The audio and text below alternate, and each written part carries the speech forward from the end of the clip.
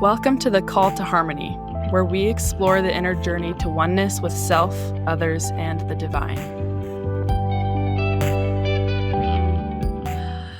Welcome back, everybody, to the Call to Harmony. I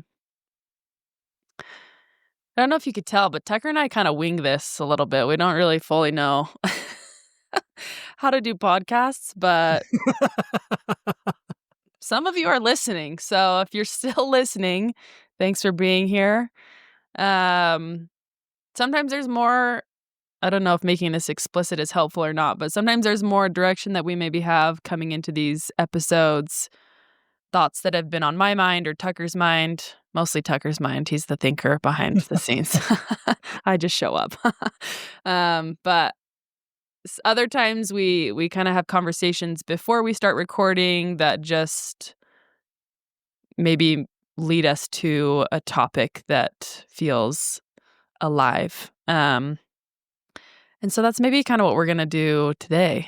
We couldn't settle on one specific topic, so we're just gonna dive in. So thanks for being here.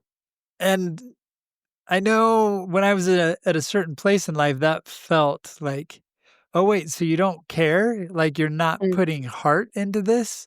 You're just doing this by the seat of your pants? And for me, I totally understand that. But it's almost the complete flip of that, where it's at this point, it's like, oh, like there's something to taking no thought beforehand what you shall say, to quote a phrase from Christ, right? And to trust and to take a leap into what is and let what arises arise and honor it. And some of the coolest experiences in life, probably that all of our listeners can think of, came when you took a radical leap into trust of just being fully present with the moment and what's arising. And so from time to time, we'll do that on this podcast. And we don't want to come from a place of fear or panic, like, oh no, what are we going to say? What are we going to dive into? But we want to maybe even practice harmony in the way of being at harmony with not having plans, or being at harmony. Like, I mean, isn't that most of life, really? We don't really know what's going to come up, what's going to happen as we step into the next moment. But to be at harmony is to trust that moving forward, despite a lack of security, is going to help us tap into greater wisdom than having guardrails up around everything that we're doing and going our own way. Yeah. Does that make sense at all? Yeah, for sure. Well, and I think just part of that in harmony is maybe being present, right? Like I think so much of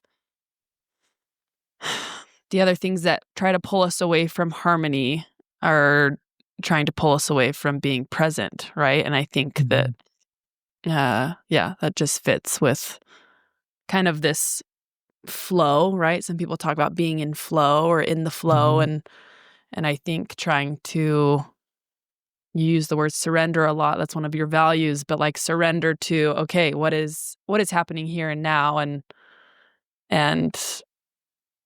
just embracing that instead of trying to conjure up something that still could be important, right? And maybe there's other moments where it feels more valuable to have some more specifics or thoughts or preparation, but other times I think just being where we are can be very helpful, but maybe feels unnatural for some of us. Yeah, for sure. We have a tendency to want to clothe ourselves and hide in some way behind some presentation that makes us feel okay being seen. And that's human, right? It's our earliest impulses. And from the story of Adam and Eve, hide, get behind a bush, because this is a new experience and we don't know what it's like to inhabit this new space. So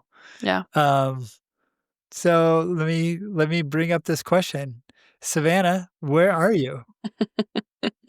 This I'm in is my like kitchen. we're quoting the Bible right now. Adam and Eve, like, where are you? Where are you? Um, so if you were to try to locate yourself right now, Savannah, and uh put words to your journey toward harmony, how would you describe where you feel like you are?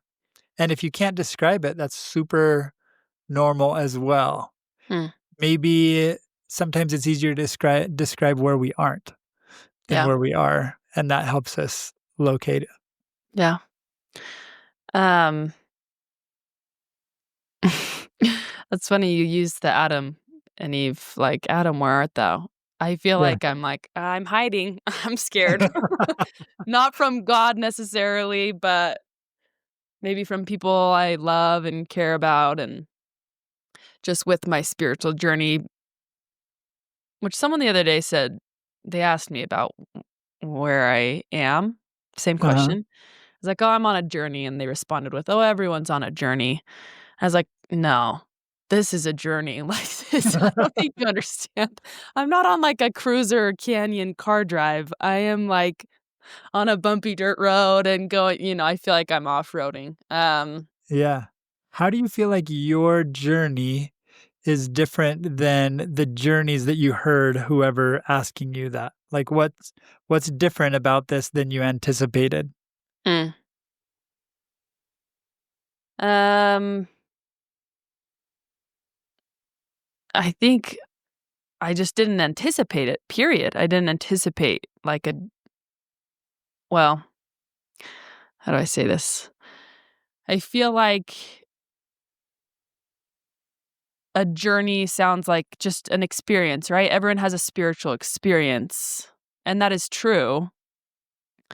I feel like the word like faith crisis or turmoil or like those words feel more fitting to me because it feels more like a crisis. Like, oh my gosh, I need help. Like, this is not good, is what it Yeah. feels like, just because it's so uncomfortable. And it was very unexpected. It almost feels like this.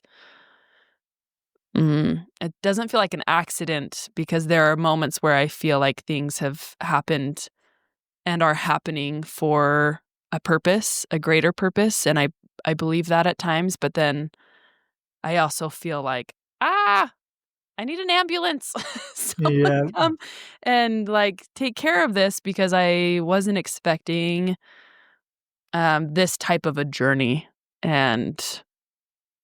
And I don't know where the person who asked me that was at in, like, their journey, what they Mhm. had experienced with faith and different things. I think it's easy just to think to myself, like, "No, you don't get it," like, I'm the only one experiencing this, which is not true, like, and I know that because I know people who are similar to where I am or have, people like you or my husband who have maybe been going through something like this for a long time, and anyway, it's an interesting thing, but I don't know if that answered any of your question.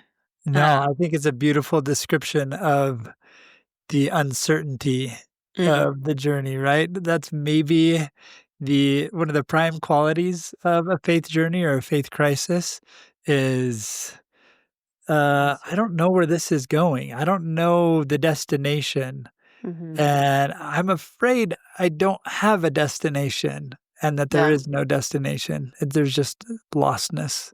yeah, And you referred to that feeling that nobody else is going through this. mm, It's so interesting that that seems like a vital part of the journey. yeah, Um, what what do you think when you feel that way, when you are feeling nobody else has ever experienced this and I'm totally alone and nobody understands? Um, tell me more about that. What comes up for you when you're in that headspace mm. uh of the journey? Yeah, I think, again, like I said, part of me knows that that's not necessarily true, but then But also it is true. My experiences leading up to this point, although people experience a faith journey or crisis or faith turmoil, whatever it might be, my life experience is different than theirs or than yours or than whoever, everything that I had leading up to this, the way I believed and the way that I felt and everything I experienced prior was unique to me. There may have been overlap with other people, and same now. I think that the things that feel hard and why they feel hard and different thoughts that go through my head all of the time. Again, I believe that there's a lot of overlap with other people, but the way I'm internalizing it, the way that I'm feeling it is unique to me, because of so many things, right? Because of just my personality, because of the way that I'm able to tolerate discomfort, the way that I manage my emotions, all of these different things. And so I think that part feels like nobody gets it.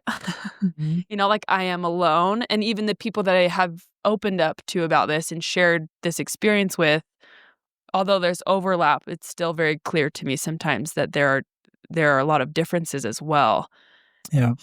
And I think I just am like, I need someone to hold my hand and help me know how to do this.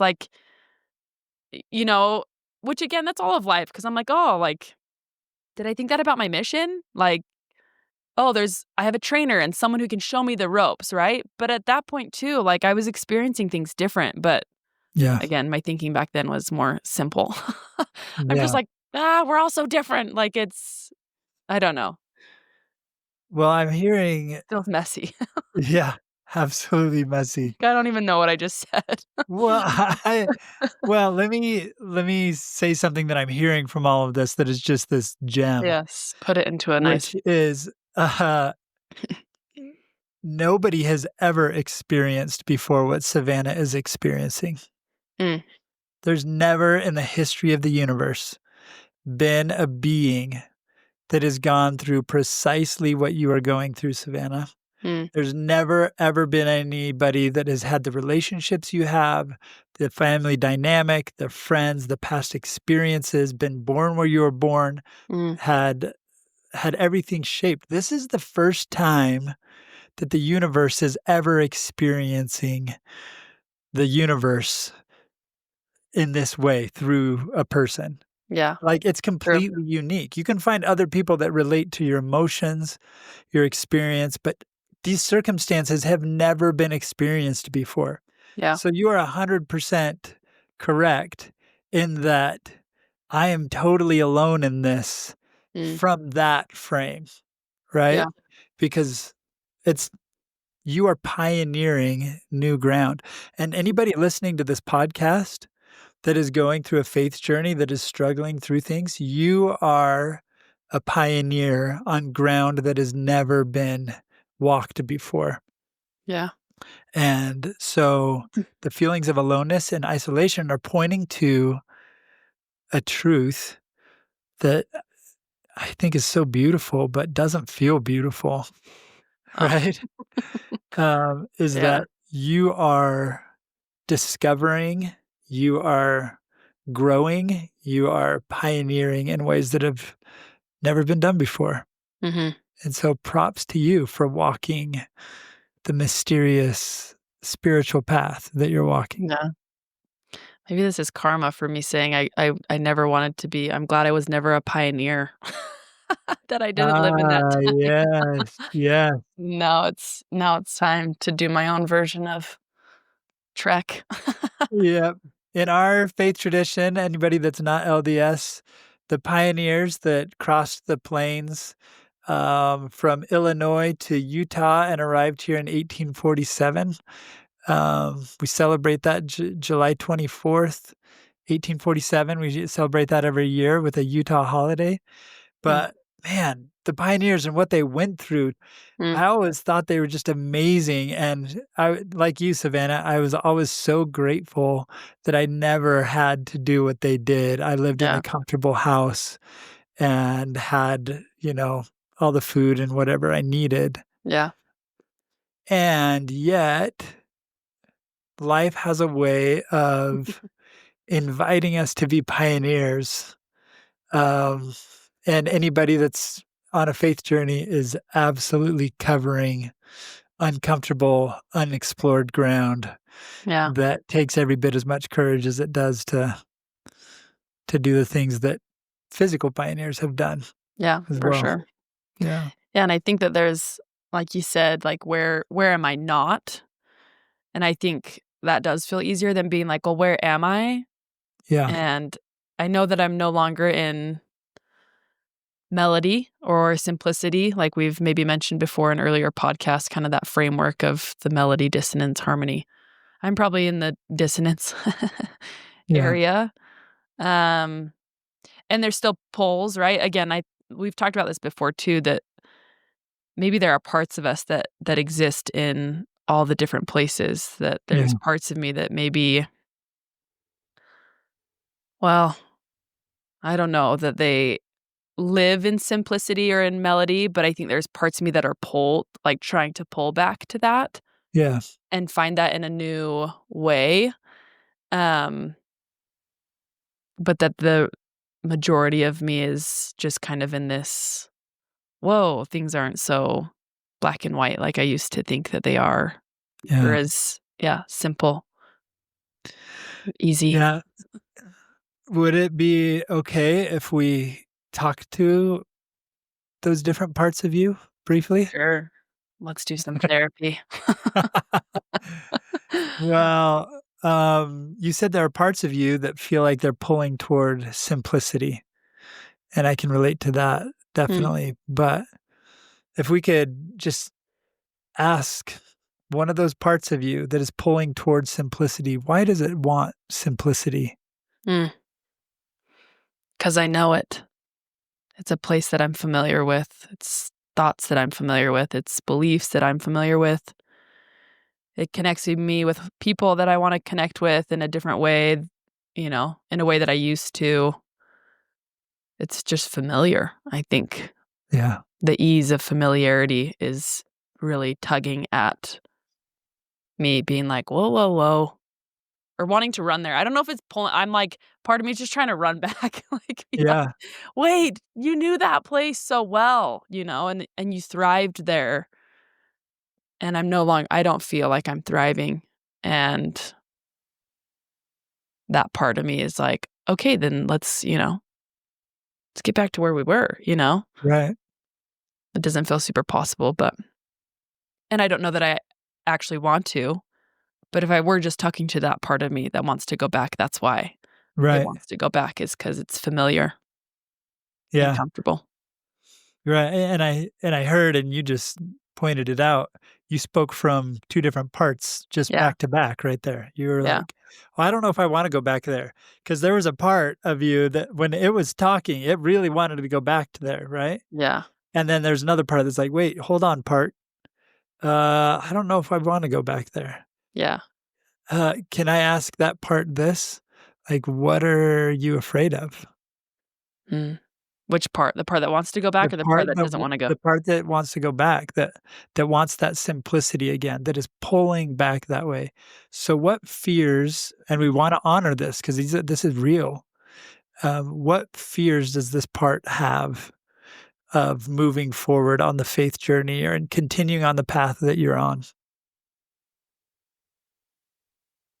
I think there's a lot of fears of losing, uh, aspects of certain relationships that I have. Mhm. I think there's fear of, mm, decreasing my ability to communicate with divinity Mm, and the influence that divinity has in my life. mm, There's fear of just change, I think, and also fear of being a hypocrite because I said and did so many things in simplicity that I would never do or that I would always do that I'm now no longer doing or that I'm now doing. And I think the part that's trying to go, like, the fear that comes up is like, you're being hypocritical. You told people for so long that they needed to do X, Y, and Z, and it would, and that's the answer. And now I'm not doing those things, and I don't really even believe that message that those things are the answer. And I think that part is like, you're a hypocrite. And that feels like contrary to my character. And I don't want to be hypocritical. Yeah. And so that fear comes up in, oh, you're now behaving in a way that's not congruent, and that doesn't feel good to me. Yeah. Those are just a few. It's really helpful. So maybe we'll invite, because those are real feelings, and those, as you share those, and I'm sure listeners can relate to all of those feelings, those fears that are coming up. Hmm. I wonder if we can just be with this part for a little bit, Yeah. and let those feelings be real. Um,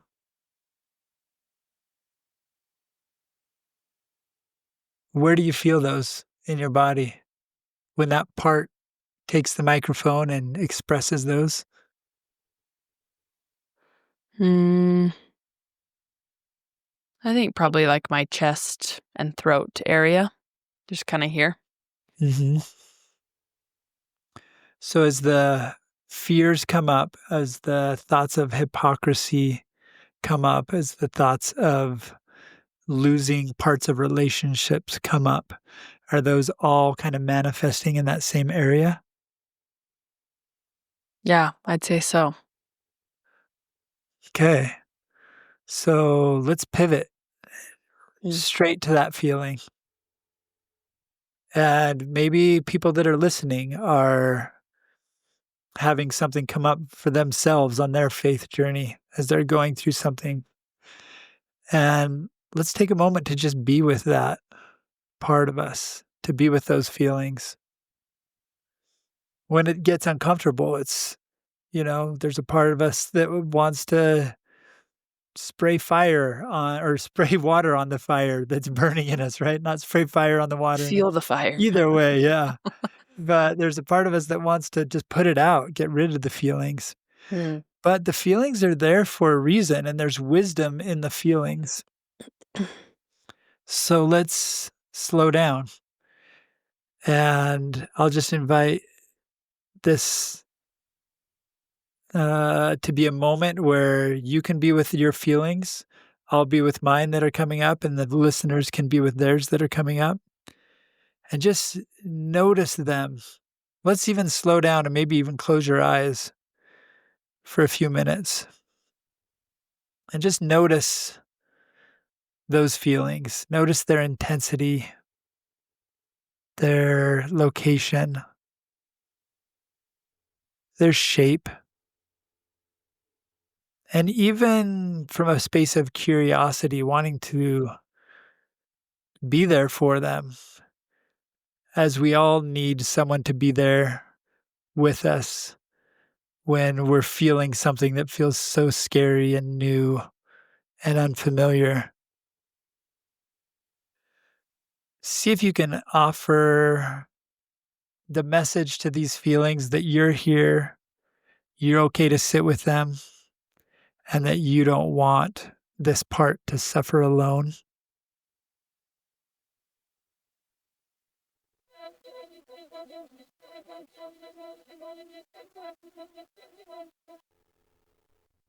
And in doing so, we're calling on a compassionate part of ourselves, a part of ourselves that's maybe closer to harmony, and asking it to bring all the compassion that it has to be with this part.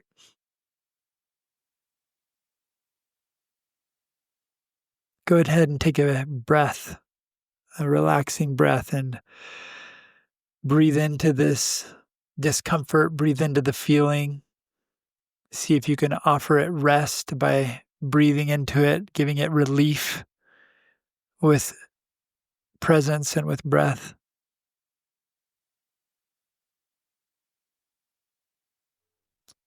and allow it to move. If the part needs to move, if it needs to grow, if it needs to intensify, just allow it to do what it needs to do. And continue to assert, I'm okay to sit with you. I'm here for you. You're here to help me move toward harmony, move toward acceptance, move toward peace.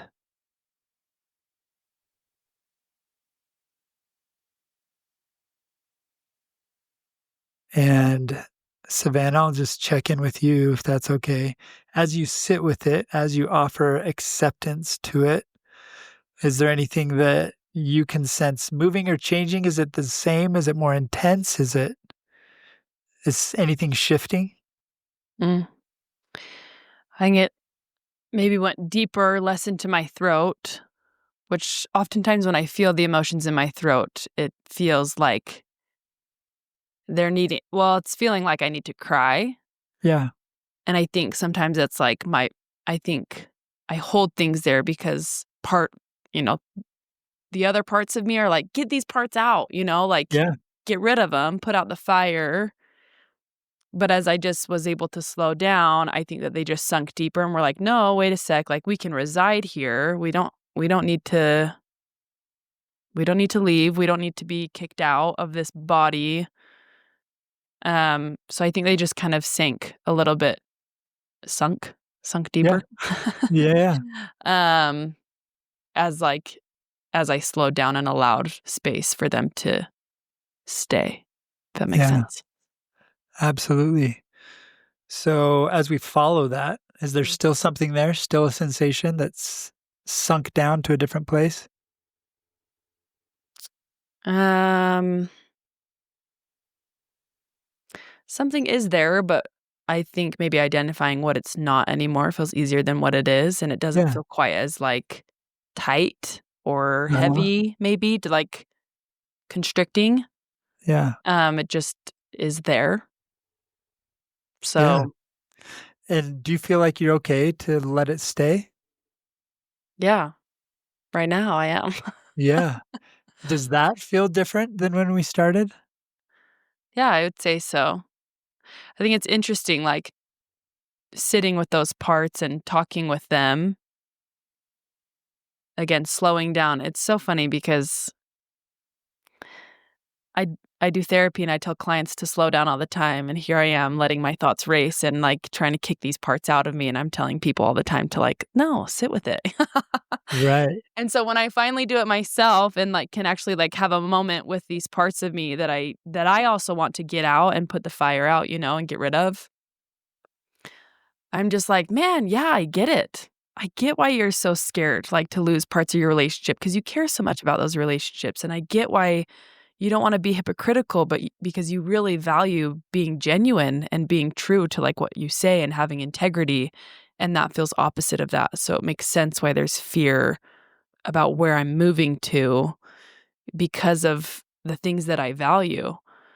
Um, which I know that cognitively, I know that in my brain, Yeah. but to be in the body doing that to the parts of me in my body, no longer in my thoughts and my head, um, I think actually allows the space in a way that those parts need, rather than just trying to talk myself into it, or Right. talk myself out of it, whichever way it goes. But yeah, so it feels I want this to last forever. I know it won't Right. because I know my thoughts will start to race and something else will happen, and that's just life, which I guess is why we practice harmony, right? I think that Yeah. this is a moment of like, oh, these parts can exist here as well as the other parts of me that are like, no, we don't want to go back to simplicity. Like the tug of Yeah. war is like they're having a water break and they're able to just be like, no, okay, we can both be in here and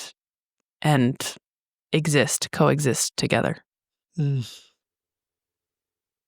So, thanks for sharing this moment of harmony with us. I can tell that you've moved into a new way of inhabiting your life Mhm. where all of these different pushes and pulls are just welcome to be part of it. Yeah. Yeah. And from what I hear from you, it's been a pivotal thing to just slow down, turn the attention, give attention to the parts. Mm-hmm. It's almost like, did I share this on a past episode? Like coming home to your kids after you go on a date and they've been babysitting each other. Did I share I that don't think analogy? no, I don't think so. We'll maybe have to do that in a future one. Okay, right now. So my wife and I sometimes, we'd come home from a date when our kids were old enough to babysit each other, Mm-hmm. and the moment when we opened the door, we just dreaded it. We knew we were gonna hear crying and squealing and complaining and, like, Yeah. tattletaling and all this stuff, and, sometimes that's what it feels like when we slow down and Mm. turn to our insides and Mm. check in with ourselves. Where am I at? Yeah. Because we have all these parts of us that have feelings themselves and that, are warring with each other, and they need us as the parent to come home Mm. and to check in and just to spend time with them. Yeah. And sometimes as the parent, we just wanna stay on the date and go to another movie or something like that. Maybe they'll fall asleep on their own and we can go home and put them in bed or whatever. Yeah. But there's this higher self Yeah. that, Savannah, we've had the privilege of hearing you speak from several times in this episode. I don't know Mm. if you realized you were doing it, but your higher self would come in and be like, "And that's okay, I know that's part of this, Yeah. and I'm okay to sit with this, and Mhm. I see that those feelings are real," and that was Savannah's higher self Mm. parent coming in, opening the front door, and being like, "It's okay, kids, I'm here. Yeah. Yeah. I'm home." Mhm.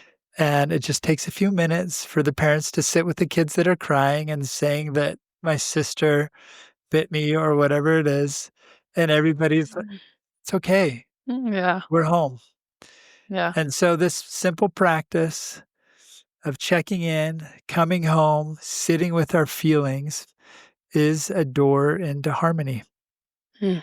And it's something that we can practice over and over, day to day, moment to moment, so that eventually, call it salvation, call it enlightenment, call it any number of words, but we're just home. Yeah. And we are able to let these feelings come, arise, be what they are, and we can sit with them, validate them, love them, and appreciate the that they're stretching us. They're helping us expand our hearts and become more than we are. Yeah. So, Thank you. well, I Savannah, thanks for leading us into harmony with you and Thanks for sharing this guiding me there. journey. Well, thanks everybody for joining us for this episode, and we will catch you next time on A Call to Harmony. See you then. Thank you for listening, and we hope you will join us next time on The Call to Harmony.